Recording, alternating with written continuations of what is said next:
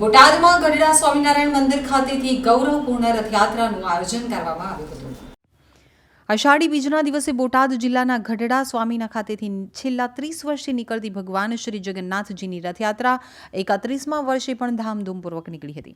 ભગવાનની 3 કાષ્ઠની મૂર્તિઓનું અને 3 નૂતન રથનું નિર્માણ કરવામાં આવ્યું છે, જેમાં ભગવાન જગન્નાથજી માટે નંદીઘોષ, બહેન સુભદ્રાજી માટે દર્પદલન અને ભાઈ બળભદ્રજી માટે તાલધ્વજ નામના 3 નૂતન રથોમાં બિરાજમાન થઈ પ્રથમ વખત ભગવાન ભક્તોને દર્શન આપવા માટે ગઢપુરના માર્ગો ઉપર નીકળ્યા હતા।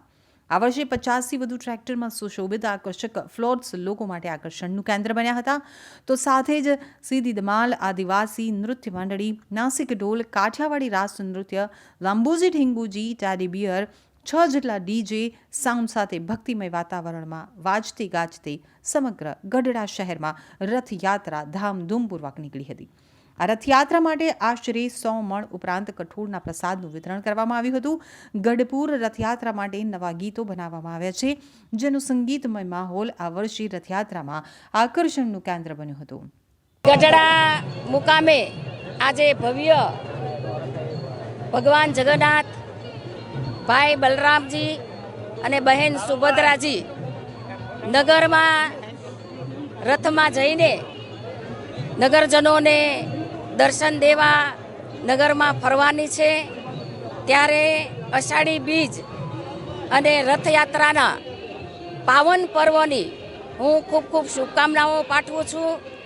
આ રથયાત્રાની અંદર ગઢડા મુકામે જ્યારે ભવ્ય રથયાત્રા નીકળવાની છે, એની અંદર વિવિધ સંદેશા દેતા ફ્લોટ શો અને અખાડા દ્વારા વિવિધ કરતબો પણ લોકોને નિહાળવા મળવાના છે। ત્યારે આ રથયાત્રાની અંદર અમારી વચ્ચે ઉપસ્થિત અમારા પ્રમુખશ્રી, અમારા જિલ્લાના પ્રમુખશ્રી મયુરભાઈ, ધારાસભ્ય શ્રી શંભુનાથજી અને ડેરીના ચેરમેન ભોળાભાઈ અને ગઢડા શહેરના પ્રમુખ ચંદ્રકાંતભાઈ, અમારા સૌ પદાધિકારી આ યાત્રાની અંદર ઉપસ્થિત છે અને સૌ પ્રજાજનોને જગન્નાથ ભગવાનની જ્યારે દર્શન કરવાનો લાભ મળવાનો છે, ત્યારે ભગવાન જગન્નાથને પણ પ્રાર્થના કરું છું કે સૌ નગરજનો ખૂબ સુખી રહે અને સૌની મનોકામના પૂર્ણ કરે એવી શુભેચ્છાઓ પાઠવું છું। ભાવનગરની અંદર બહુ વિશાળ રથયાત્રા નીકળે છે। આ ભાવનગરના છો, પરંતુ તાલુકા સેન્ટરમાં આજે તમે પ્રથમવાર ગઢડાની રથયાત્રા જોઈ, શું કહેશો? ભાવનગરમાં પણ રથયાત્રા એ ગુજરાતના બીજા નંબરની છે। ગઢડાની અંદર પણ ખૂબ વિશાળ રથયાત્રા નીકળવાની છે। જગન્નાથજી ભગવાન શહેરીજનોને દર્શન દઈ એની મનોકામના પૂર્ણ કરવાના છે। અષાઢી બીજના દિવસે બપોરે સંતો તેમજ રાજકીય સામાજિક આગેવાનો સાથે કેન્દ્રીય મંત્રી નીમુબેન બામણિયા, ગઢડા વિધાનસભાના ધારાસભ્ય શંભુનાથજી ટુંડિયા, બોટાદ જિલ્લા ભાજપ પ્રમુખ મયુરભાઈ પટેલ, રથયાત્રા સમિતિના પ્રમુખ ચંદ્રકાંતભાઈ લાઠીગરા સહિતના રથયાત્રા સમિતિના કાર્યકર્તાઓ, સામાજિક આગેવાનોના હસ્તે પહિંદ વિધિથી રથયાત્રાનું પ્રસ્થાન થયું હતું। તો ટ્રેક્ટરમાં, ટ્રોલીમાં આકર્ષક ફ્લોટ્સ તૈયાર કરી લોકોને પ્રેરણાનો સંદેશ આપવાનો પ્રયત્ન થયો હતો। ત્યારે ભગવાન જગન્નાથજીની રથયાત્રા ગઢડા તાલુકા માટે સૌથી મોટો પર્વ બની ગયો હતો। રથયાત્રાના દિવસે હજારો હરિભક્તો, દર્શનાર્થીઓ જ્યાં જગ્યા મળે ત્યાં ઉમટી પડ્યા હતા। સમગ્ર ગઢડા શહેર બંધ પાળી સ્વયંભૂ રથયાત્રામાં જોડાયા હતા। ગઢડાની વસ્તી 36,000 જેટલી છે, પરંતુ રથયાત્રાના દિવસે 1 લાખ જેટલી પબ્લિક આજુબાજુના ગામ અને તાલુકામાંથી પણ ભગવાનના દર્શન માટે ઉમટી પડે છે।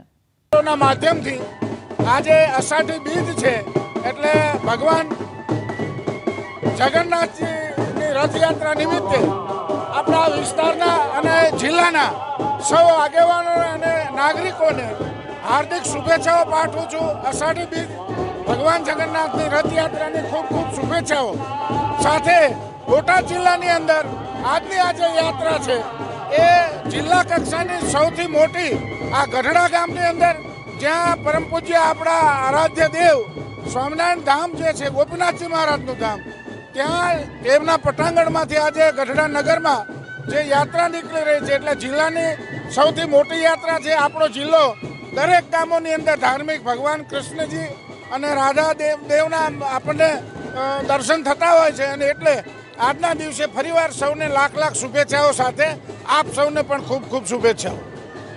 તો આ શુભ દિવસે કેન્દ્રીય રાજ્યમંત્રી નીમુબેન બામણિયા, ગઢડા વિધાનસભાના ધારાસભ્ય શંભુનાથજી ટુંડિયા દ્વારા જગન્નાથજી રથયાત્રા નિમિત્તે સૌ દર્શનાર્થીઓને ખૂબ ખૂબ શુભકામના પાઠવવામાં આવી હતી. તેમજ નૂતન રથમાં બિરાજમાન ભગવાનના દર્શનનો લાભ મેળવનાર પ્રજાજનોને ખૂબ ખૂબ અભિનંદન પાઠવ્યા હતા અને ભગવાનના આશીર્વાદ મળે તેવી શુભકામના આપવામાં આવી હતી. ગરડા પોલીસ સ્ટેશન વિસ્તારમાં છેલ્લા 30 વર્ષથી આ જે ભગવાન જગન્નાથજીની રથયાત્રા છે તે ભાવપૂર્વક નીકળી રહી છે અને ખૂબ સરસ આયોજન કરવામાં આવે છે.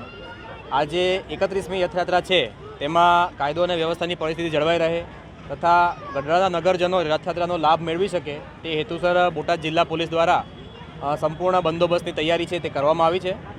રથનું અને સમગ્ર શોભાયાત્રાનું પ્રસ્થાન છે તે થઈ ચૂક્યું છે અને પોલીસનો બંદોબસ્ત છે તે ચાલુ છે. આમાં 2 ડીવાયએસપી રેન્કના અધિકારી, 2 પીઆઈ તથા અન્ય પોલીસ ઇન્સ્પેક્ટર તથા અન્ય અધિકારી અને કર્મચારીઓ દ્વારા કુલ 250 જેટલો પોલીસ સ્ટાફ છે તે સમગ્ર બંદોબસ્તમાં જોડાયેલો છે. ડ્રોનથી પણ નજર રાખવામાં આવી રહી છે અને બોડી લાઈવ કેમેરા પણ છે. કેવો સમગ્ર રથયાત્રા દરમિયાન સિક્યુરિટી જળવાઈ રહે તે માટે ડ્રોન કેમેરા દ્વારા, લાઈવ બોડી વોર્ન કેમેરા દ્વારા તથા આની સાથે વિડીયોગ્રાફર્સ અને ધાબા પોઈન્ટ, બાયનોક્યુલર્સ આ તમામ વસ્તુઓ દ્વારા સિક્યુરિટી જાળવવામાં આવે છે જેથી સુખાકારી અને શાંતિ છે તે